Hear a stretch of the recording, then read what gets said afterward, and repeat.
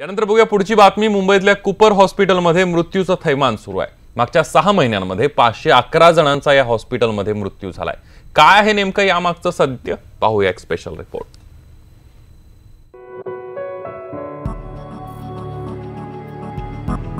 भावाच्या मृत्यूमुळे नासिर शेखला मोठा मानसिक धक्का बसलाय। खरं तर आपला भाऊ हनीफ या जगात नाही यावर नासिरचा विश्वासच बसत नाहीये। मुंबई महापालिकेच्या कूपर रुग्णालयात उपचार घेत असतानाच हनीफचा मृत्यू झालाय। त्याच्या अकाली जाण्याला कूपर रुग्णालयाचा निष्काळजीपणा जबाबदार असल्याचा आरोप नासिर शेखने केलाय। तो कूपर लेके गया तो वहाँ पर आईसीयू का जरूरत था उनको, तो आईसीयू में लोग रखा नहीं, वो लोग बोले आईसीयू यहाँ पर नहीं है, खाली नहीं है, तो जनरल वार्ड में शिफ्ट किया। अब वो डॉक्टर तो वहाँ पर तो मैंने देखा नहीं, सिर्फ एक ये था नर्स सिस्टर था, वो आके दवाई दी, गोली दी और अच्छा खासा था। मेरा भाई सुबह में ऑफ हो गया। डॉक्टर लोग लापरवाही वहाँ पर, यहाँ पर वार्ड बॉय नहीं, कोई बोलने वाला नहीं, कोई पूछने वाला नहीं। मेरे भाई तो अच्छे से बात किया था, अच्छे से बात किया, मुझे घर पे भेजा और वहाँ कोई बोलने वाले नहीं। आगे किसी के साथ ऐसा नहीं होना चाहिए। मुंबई महापालिकेच्या कूपर रुग्णालयात अशा प्रकारे मृत्यू होण्याची ही काही पहिलीच घटना नाही।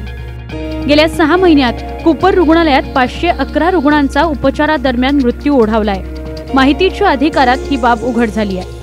1 जून ते 30 नोव्हेंबर या 6 महिन्यांच्या काळात हे मृत्यू झाले असून आरटीआय कार्यकर्ते सागर उगले यांनी याविषयी थेट मुख्यमंत्र्यांकडे तक्रार केली आहे। 511 लोकांचा नागरिकांचा या ठिकाणी मृत्यू झालेला आहे, खूप संशयास्पद आहे आणि प्रशासकीय अधिकारी जे आहे कूपर रुग्णालयात याच्यावरती खूप मोठा संशय निर्माण होतो का 2009 नंतर या कूपर रुग्णालयामध्ये भरतीच झालेली नाही आहे आणि भरती नसल्यामुळे आणि रुग्ण ही मोठ्या प्रमाणात वाढत असल्यामुळे या ठिकाणी अशा प्रकारच्या घटना घडत आहे।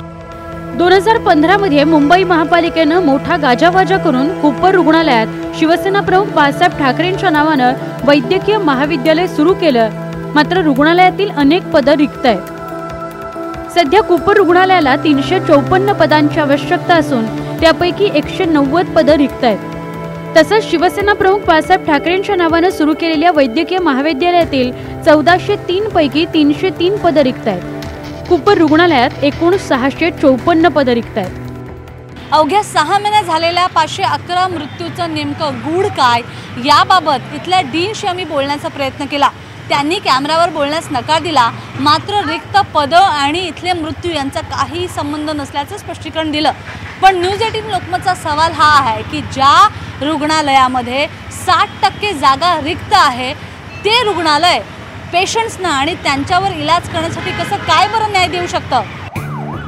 मुंबईतल्या कूपर रुग्णालयात केवळ महाराष्ट्रातूनच नव्हे तर शेजारच्या गुजरात राज्यातूनही रुग्ण उपचारासाठी येत असतात। एकीकडे रुग्णांची संख्या वाढत असताना दुसरीकडे कर्मचाऱ्यांची अनेक पदं रिक्त आहेत आणि त्याचा परिणाम रुग्णसेवेवर होतोय।